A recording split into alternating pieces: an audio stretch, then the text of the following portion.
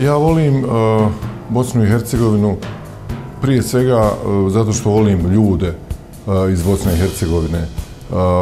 Volim onda ambijent, volim prirodu.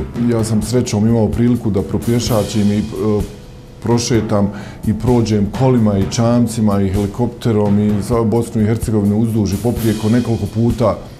I mislim, jedino na što nailazite stalno je ljepota od koje vam dah zastaje. Mislim da je ono što zrači i ova zemlja i sve okolo iz zemlje, iz dubine, je ono što vjerovatno nama koji smo ovdje rođeni prija, meni u svakom slučaju prija. Mnogi moji prijatelji koji su došli, koje sam doveo ovdje,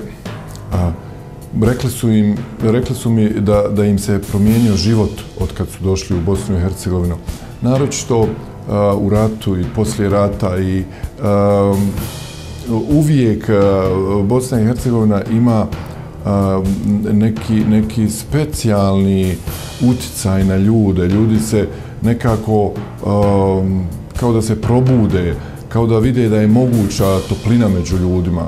Djeca su nešto najljepše i najvažnije u životu i nekako sa tim upoređujem Bosnu i Hercegovinu.